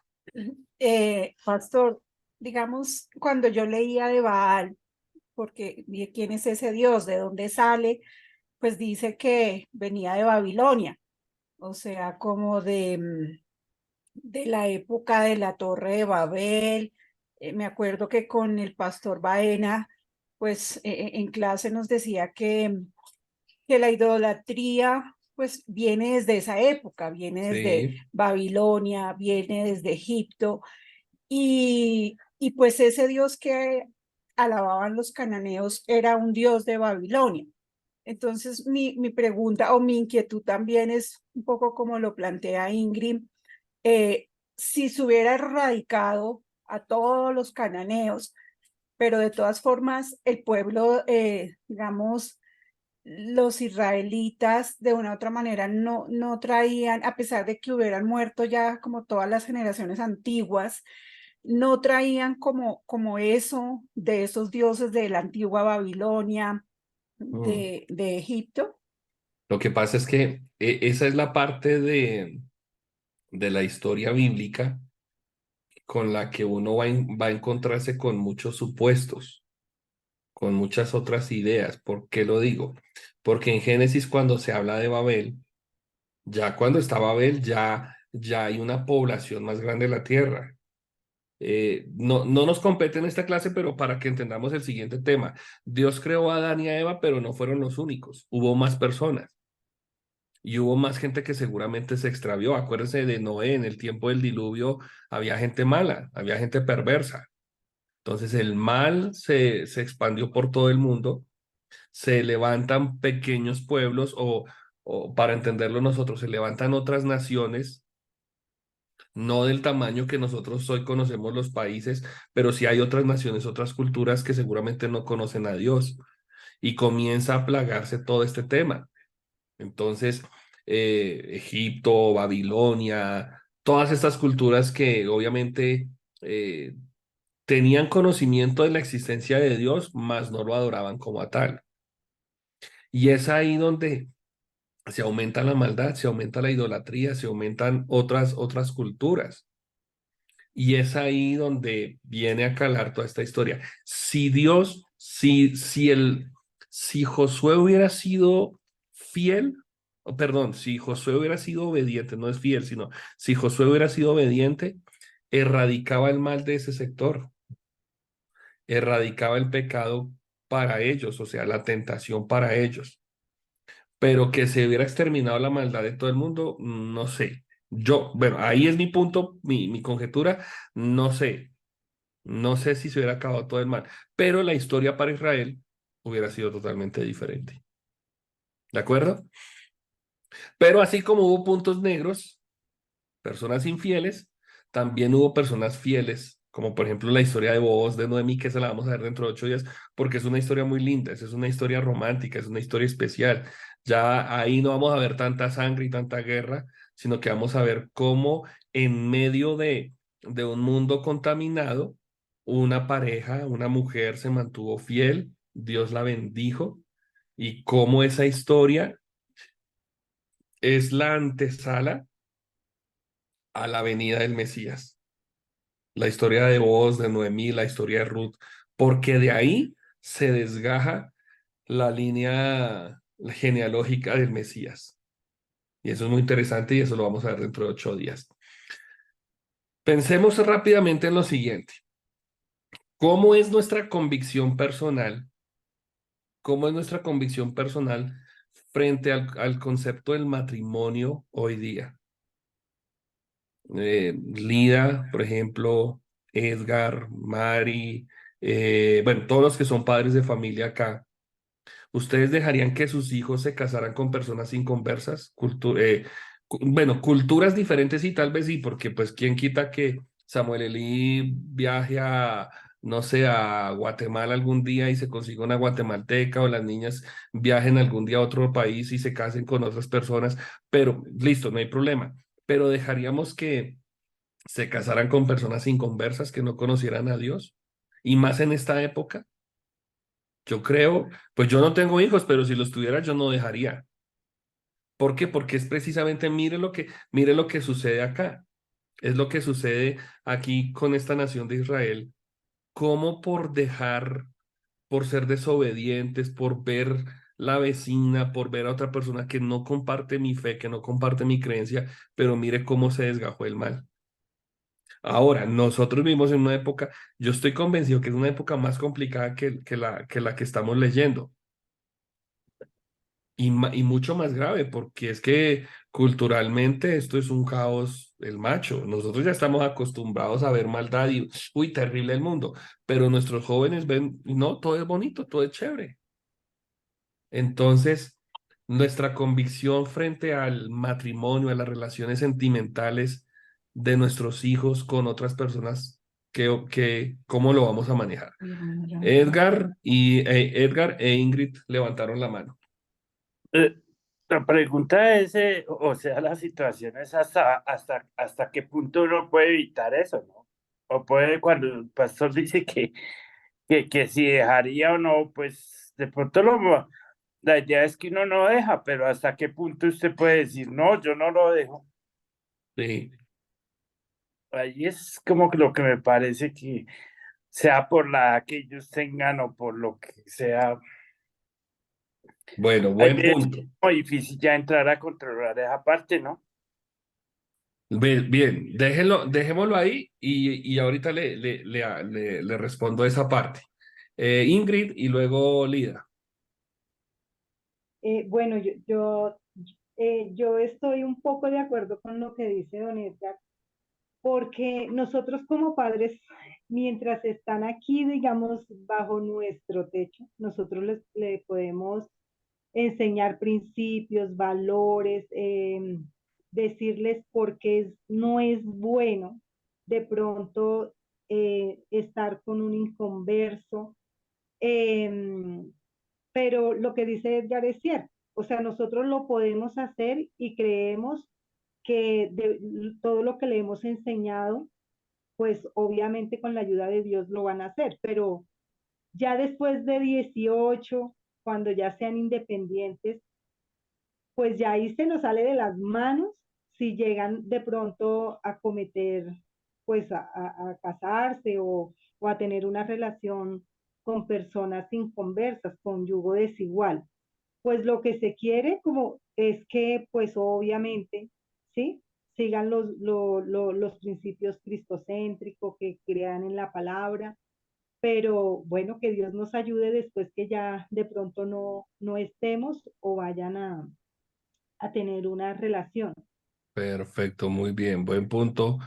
Lida, o nos agranda el problema o nos lo reduce. Vamos a ver. Mm, yo creo que nuestro deber como papás es orientar y es como lo mencionaba ahorita el pastor que decía en Deuteronomio, de enseñar la palabra.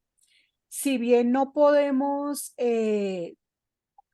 cohibir o inducir en las decisiones, de una u otra manera, Dios no puede ser burlado, ¿sí? Su palabra dice que no al yugo desigual y esa decisión que ellos tomen, de una u otra manera, trae consecuencias. Y tengo un poquito también como de autoridad moral para decir que así con el tiempo la persona y Dios y Jesús nos hagan nuevas personas, esas decisiones que se toman pues traen una consecuencia porque Dios no puede ser burlado y en su palabra Él es claro y lo dice, el yugo es igual, y concatenándolo con la clase pues vemos lo que pasó, el resultado con los israelitas y los cananeos de esa desobediencia. Entonces creo Es, que nuestro alcance con los hijos es decirles, es darles a conocer, no lo digo yo, lo dice la palabra de Dios, es un mandato y esa decisión trae consecuencias y si tú la tomas, pues las asumes porque Dios no puede ser burlado.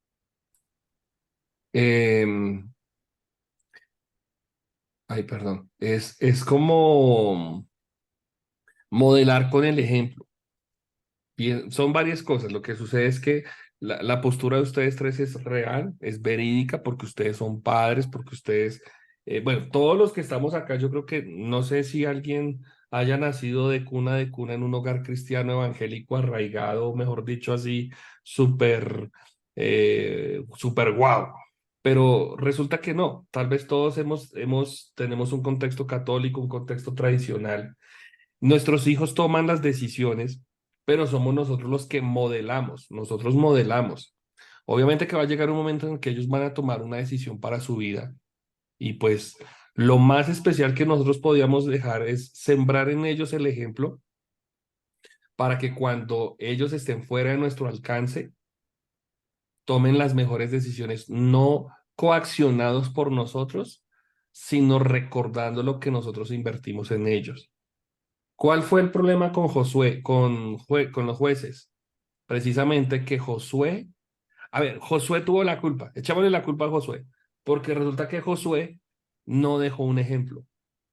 Josué no dejó a alguien que guiara al pueblo y lo llevara por un camino de, hombre, Moisés hizo esto, yo vi que él hizo esto, ¿yo qué voy a dejar? Josué no lo hizo.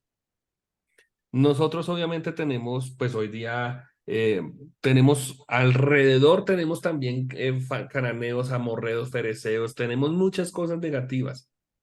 Pero lo que nosotros hacemos, o lo que ustedes como padres, lo que nosotros como padres hacemos al dejar un principio inculcado en el corazón, si lo dejamos de corazón, si hay una buena amistad con Dios, si hay una buena y profunda relación con Dios, lo que nosotros hagamos queda marcado en ellos. ¿De acuerdo? Y se trata de modelar hoy con el ejemplo. Si yo consumo pornografía y mi hijo me ve y yo lo veo, se lo hago ver como algo normal, pues mi hijo lo va a seguir haciendo. Si yo si yo tuviera hijos, si me hago extensiones, piercing, bueno, una cantidad de cosas que para muchos no pueden ser o no pueden ser malas, pero yo a mi hijo le vendo la idea, no, hágalo, hágalo. Si sus amigos lo hacen, si yo dejo que mis hijos copien el modelo del mundo, pero no les doy yo el modelo de Dios enraizado en mi vida, pues ahí yo voy a tener un problema. Ellos se van a ir, ellos van a tomar sus decisiones, sí, claro, pero también está lo que nosotros como padres estemos modelando. A mí me preocupa mucho cuando hoy día, por ejemplo, yo veo que nosotros como cristianos hoy somos muy...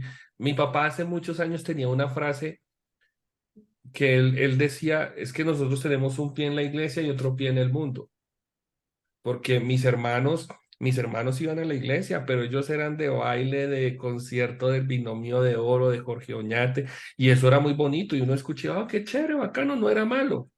Pero resulta que la música como tal no es el problema es el contexto en el que se mueve, que el trago, que el cigarrillo, que la infidelidad, cosas así. Entonces, claro, mi papá se ponía bravo con mis hermanos porque, claro, hacían la fiesta en la casa, pero el domingo estaban, Señor, renuévame, ya no quiero ser igual, pero pues no había como un equilibrio en el tema.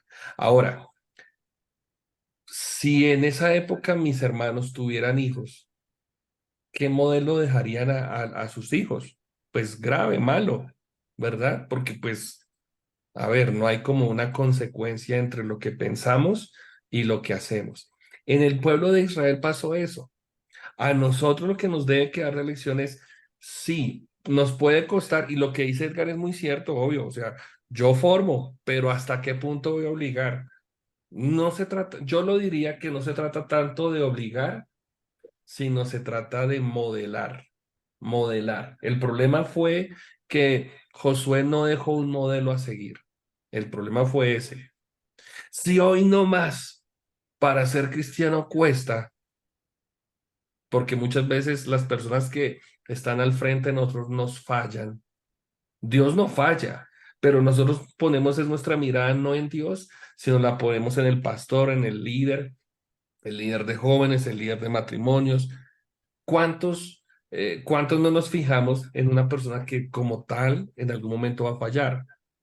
Ahora, no queremos que nadie falle, no queremos que nadie se pierda, pero sí tenemos que dejar de pensar en lo que ellos van a ver en el mundo, más bien ver lo que yo les estoy sembrando a ellos. Margot tiene la mano levantada y avancemos un poquito que se nos fue el tiempo ahora sí.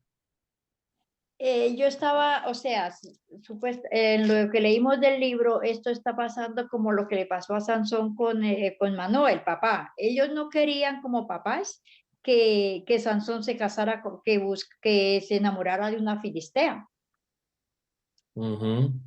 Y ellos le dijeron que si luego no había entre los hebreos una mujer para que la cogiera, pero él decía que no, que él le gustaba era la filistea.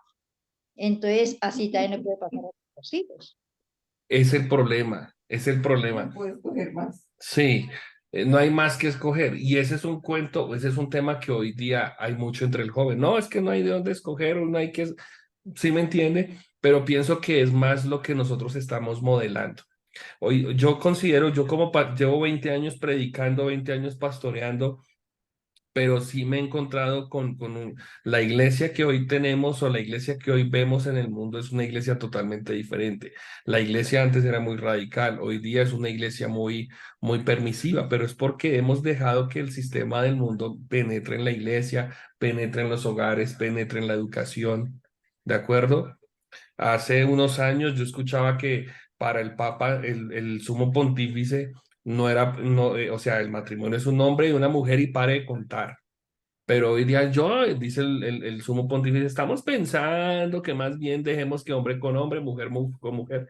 Así nomás estamos confiando en Dios, pero no le obedecemos a Dios. Y es lo que ocurre con el mundo entero. Entonces, hasta aquí creo que es como ver, cuando yo estoy viendo este slide, esta última pregunta, si hemos hecho pactos o compromisos con el mundo que afectan nuestro testimonio. Lo que para unos puede ser, ay, pero una cosita así chiquita, pero por una cosita chiquitica, ¿cuántos problemas no se han armado? A ver, el problema con Sansón y Dalila, ¿cuál fue? Ay, una mentirita. Ay, es que tú no me confiaste, no me dijiste el secreto, no me diste la pruebita de amor.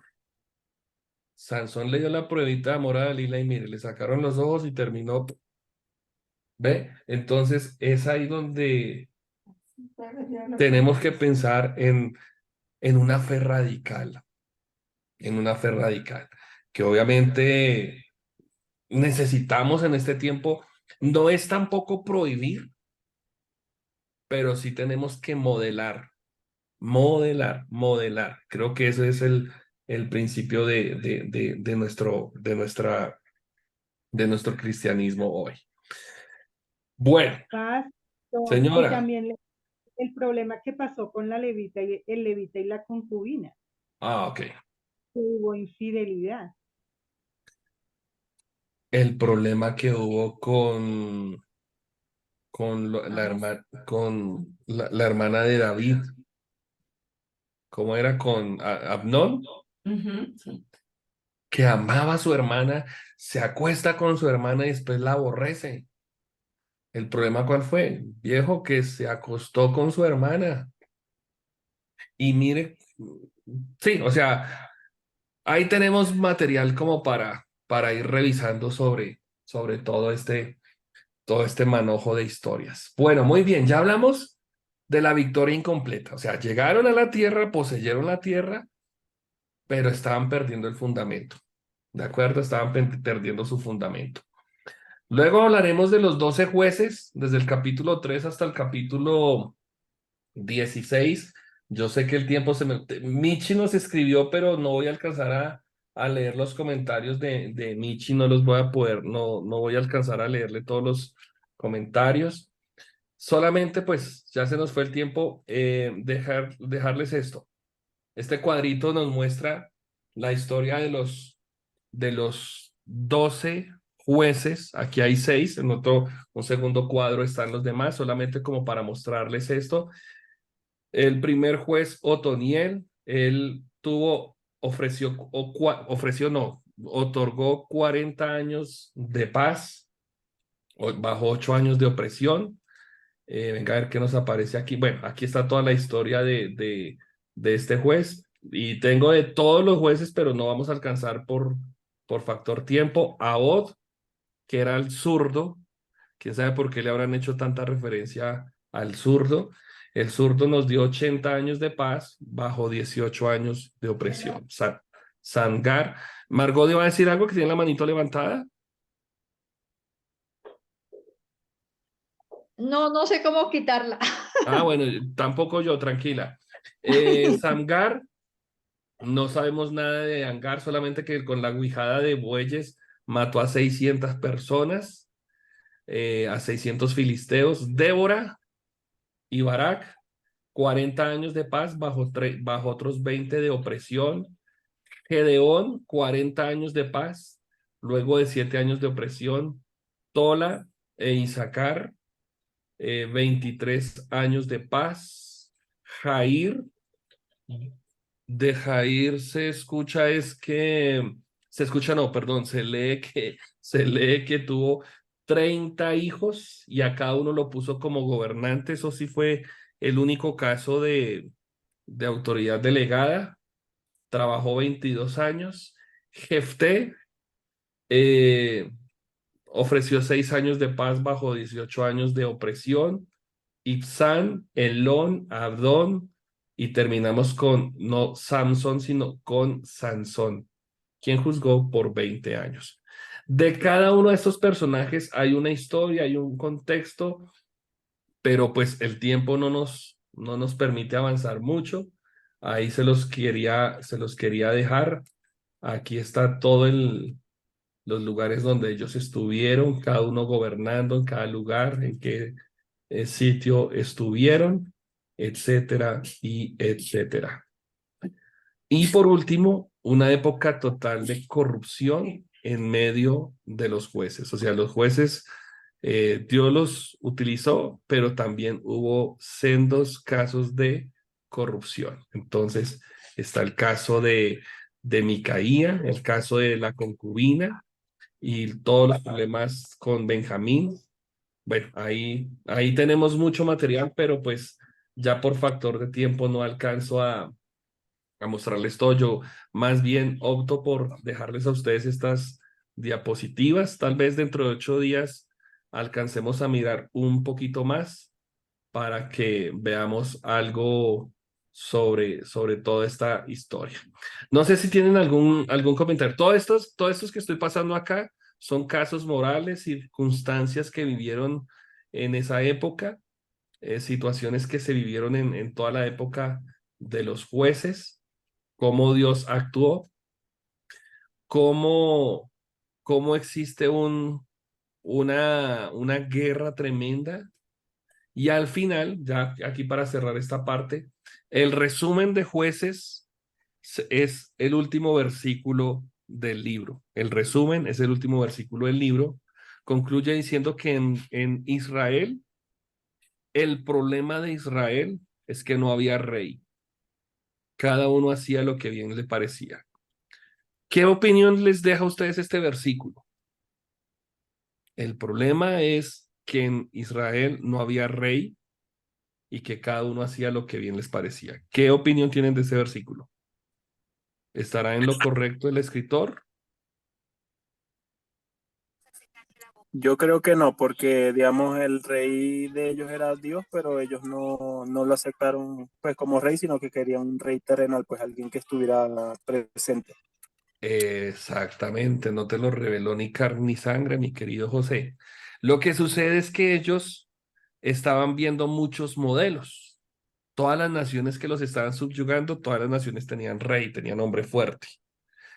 No considero que el profeta se haya equivocado al escribir esto. Él está levantando el sentir que hay en una nación, decir que no había rey, ese era el problema, pero se les olvidó que la nación ya tenía un rey, que era un rey eterno, un rey poderoso.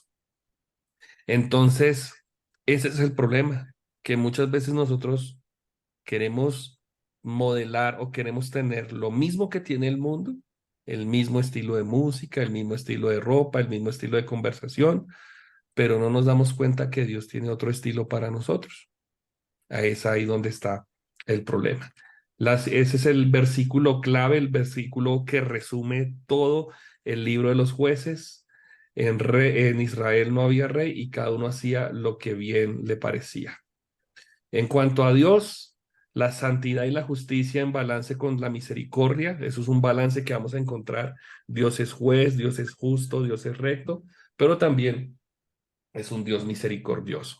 La fidelidad y la verdad de Dios está en balance con nuestra responsabilidad de obedecerle.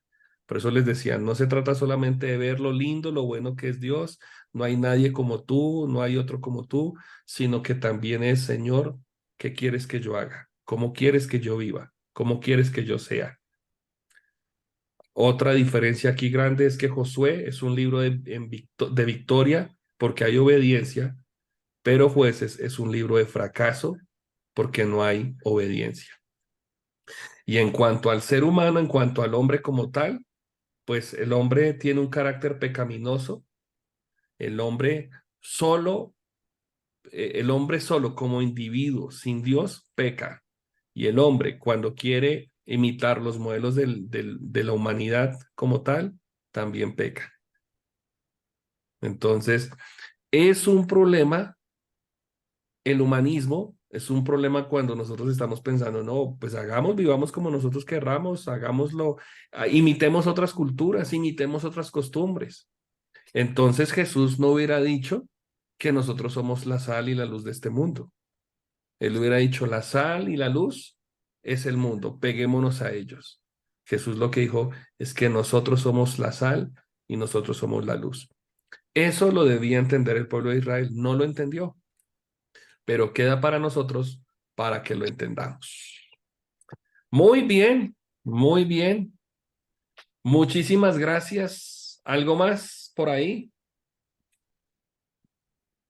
Buenas noches. Buenas noches. Dios, Buenas ya para que noches no para nos todos. extendamos más. Yo sí tengo algo, pero en la próxima Co- clase. Bueno, antes de que se vaya don Edgar, Sí, para señor. la próxima clase, No hay tarea. solamente les voy a dejar unas 2 preguntas nada más. 2 preguntas. El cuestionario está en la página 88. Página 88. Si ustedes se dan cuenta, bueno, esta era la imagen que les iba a dejar final era, esta es la misma Israel de hoy día, pero con un pequeño problema, que todavía Israel está rodeado de muchos enemigos, todavía. La historia es igual. Y eso fue lo que estábamos hablando hace 8 días. Hay muchos enemigos todavía por todo lado. Bueno, entonces, vamos a hablar del libro. Sobre Ruth, ¿sí? Sobre Sí, Ruth. sí, vamos a hablar el próximo fin de semana, en la próxima clase, vamos a hablar de Ruth. Es muy cortico, mire, son 6 páginas nada más de Ruth. Entonces, léanse esas 6 del libro. Estoy hablando del libro de Pablo Hoff, son 6 páginas del libro de Ruth. Tiene 6 preguntas, solamente van a contestar las 3 primeras. Las 3 primeras preguntas, la 1, la 2 y la 3. Quiero que lean el libro de Ruth, léanse el libro de Ruth, léanse el libro de Ruth. Dura como media hora. Ese libro no demoran más de 25 minutos leyéndolo. Bueno, Léanlo, léanlo. Es una historia espectacular, es un contraste totalmente diferente frente al libro que acabamos de leer el día de hoy. Adelántense, no se dejen coger la noche con sus lecturas, con los cuestionarios. El domingo cuando vayan a la iglesia, entran y le pueden pedir a Ingrid o al servidor que esté ahí de turno que les regale una hojita de reporte de lectura y llénenlo, llénenlo, pero vayan leyendo de una vez. ¿Listo? Cualquier pago, cualquier abono, cualquier pago que quieran adelantar, lo pueden hacer con la pastora Brigitte Serrano, que ella estará muy deseosa de verles a ustedes ser fieles con esos aportes económicos. Para todos ustedes, muchísimas gracias. Un abracito, feliz noche, Dios los bendiga y ánimo con estos libros históricos que son espectaculares. Bye Buenas bye. noches. Buenas noches, don Edgar. Preciosos. Buenas noches, gracias. Bendiciones, chao.